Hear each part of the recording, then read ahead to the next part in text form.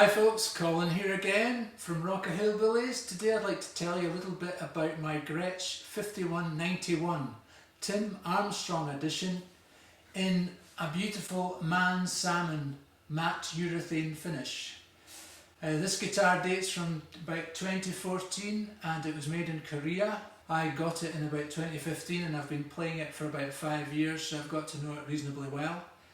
I'm going to talk a little bit about the guitar, I'm going to let you hear some sounds, go through the features, and then I'm going to talk about the things that I like and the things that I don't like about this guitar. This is obviously meant to replicate the guitar that's played by Tim Armstrong, hence the Tim Armstrong signature edition. The only thing I think that's different is obviously I don't think he plays a pink one to my knowledge, he plays a black one. And there is a black variant of this particular model, which I think is still available today. I think they discontinued making the pink one. I don't think the pink went down well with the macho rock and roll fraternity. For some reason, I don't know why, so they've stopped making the pink one. But for me that's more interesting because anything that's no longer in production is obviously going to be more valuable over time because you won't be able to get them. So it's got a lovely, it's lovely gold hardware, and as I say, it's got the matte pink urethane finish, what they call man salmon. The body is made in maple. It's five ply maple finish, and it's pretty robust. It's probably the most solid guitar that I own. Fantastic. It features obviously the Bigsby, which is not always available on all the models. I think the black ones, I'm not sure if they've got Bigsbys, I think it's the trapeze tailpiece that they have. But I can't do without a Bigsby, I like a Bigsby. It's got the Tune-o-matic bridge, and it's got these blacktop Filtertron pickups. What I thought I might do is do a little compare and contrast. I know the blacktop's not to everyone's taste, some folk like them, some folk don't like them. So what I thought I'd do is a compare and contrast with the Gretsch Filtertron pickups that I've got on another guitar, just to let you hear the difference. So it's got a rosewood neck and beautiful mother of pearl inlay, block inlays, which are just gorgeous. It's got the zero fret, which is supposed to help with reducing the action. I'm not exactly sure if that is the case or not, to be honest, but it plays really nicely. And the neck's really lovely on this guitar. There is a slight blemish on the neck on this particular model. It's just a little bump halfway along, but other than that, can't really complain. It's got the Grover tuners, as you see, and it's a one-piece neck, which is rather lovely, and it features this beautiful white binding, which is lovely all the way around the guitar. It doesn't have the binding on the F-holes, which I believe is actually on the black edition. So perhaps that was a trade-off for getting the Bigsby, just in terms of that. It doesn't come with a case, unfortunately, so I've struggled to get hold of a case, but I just use a soft acoustic guitar case, to be honest, when I'm gigging, and it works pretty well. So let me give you a little bit of a sound of what it's like unplugged before I plug it in.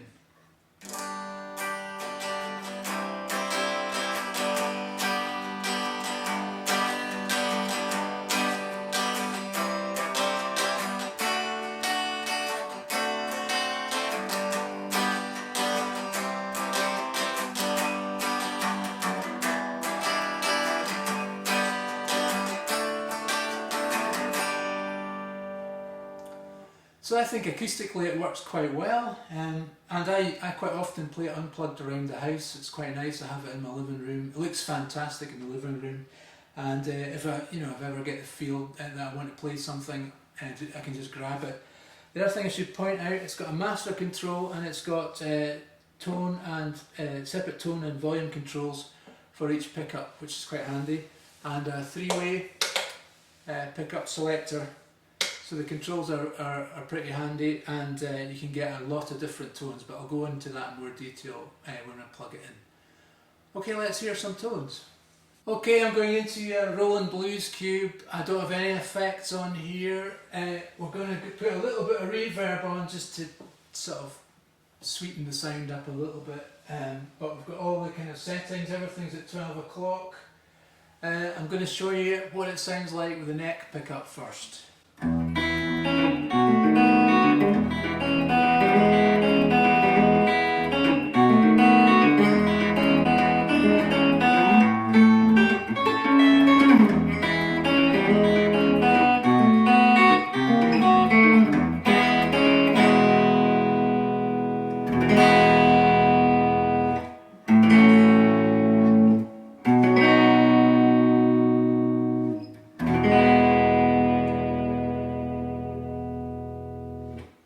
Okay, let's try it with both pickups.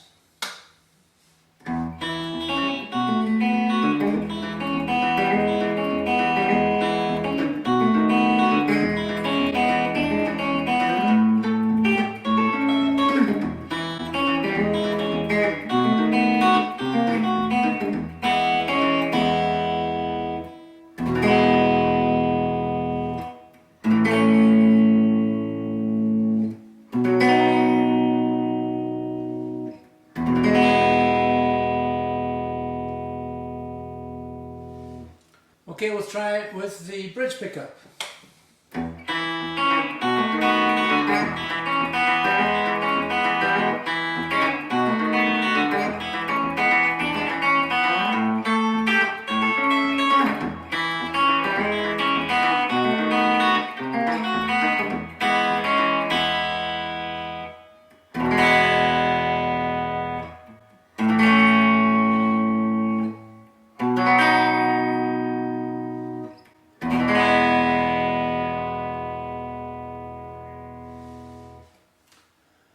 Okay, let's try it on the dirty channel.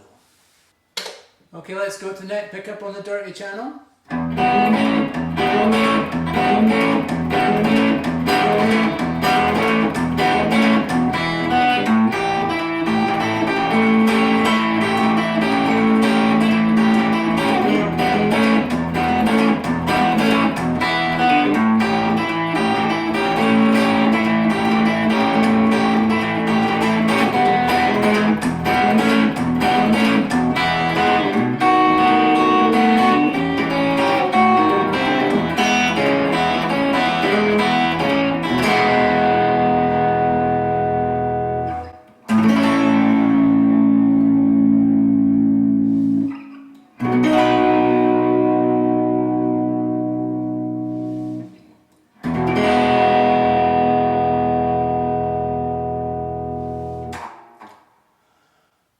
Let's try both pickups.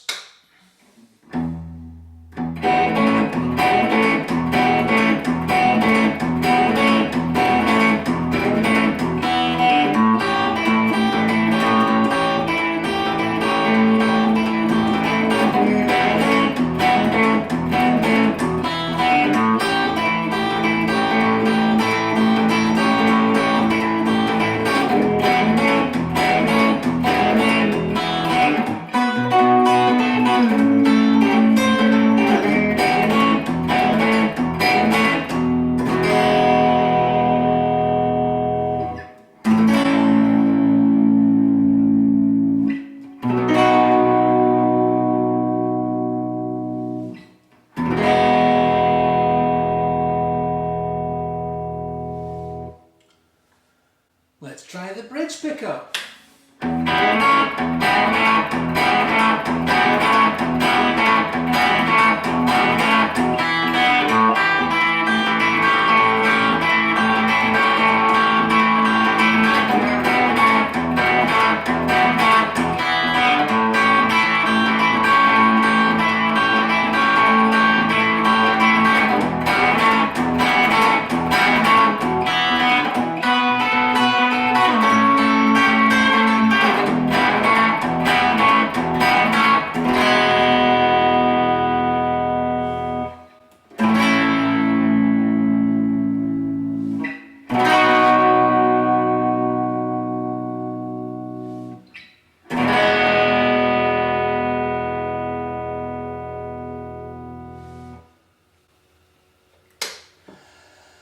So I don't know what you think, folks.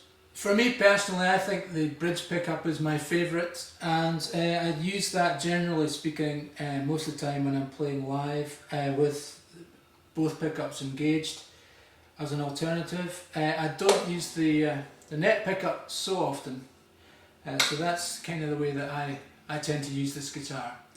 Now I'm going to show you a contrast between these pickups, the Blacktop Filtertrons, and the Gretsch Filtertrons that I have on another guitar. Okay, now I'm just going to do a quick contrast between the Blacktop Filtertron pickups, which are standard on the 51 series Gretches, and then I'm going to contrast it with the high sensitivity Filtron pickups that are in the 6 series editions. So first of all we're going to go for the blacktops. Here we go.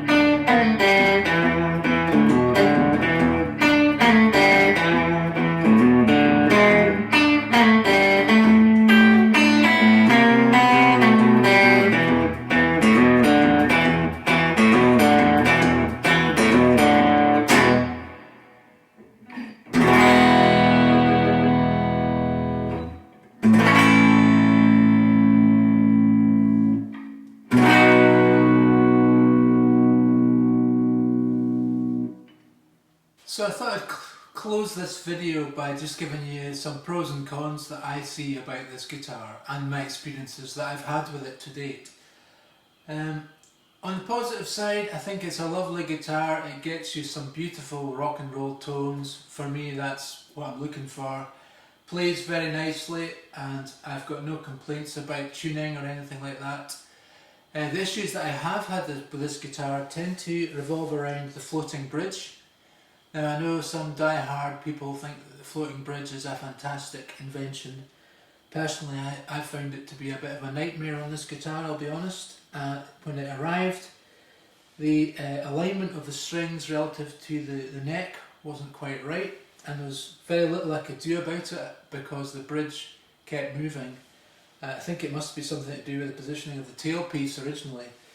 So the solution to that was to get the bridge pinned so it doesn't move, so the alignment of these strings relative to the neck is parallel, because my fingers were slipping off the neck when I was picking pull-offs and things like that. So that was a slight concern. The other thing that was a slight issue for me was the strap locks. I had to get those redone because they just screwed out altogether. I don't particularly like these kind of strap locks either, because it's a bit of a faff when you're putting a strap on and off at the end of a gig to have to completely unscrew them. I prefer the studs, I'll be honest. In terms of the pickups, I've found that in larger venues they can struggle sometimes to get heard above the mix. I know some people are big fans of the blacktop filtertrons.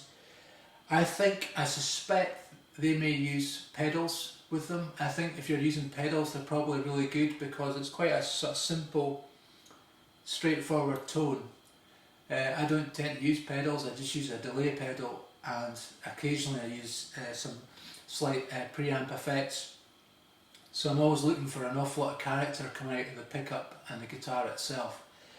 But in terms of the guitar itself and my relationship to it, I don't plan to get rid of this guitar.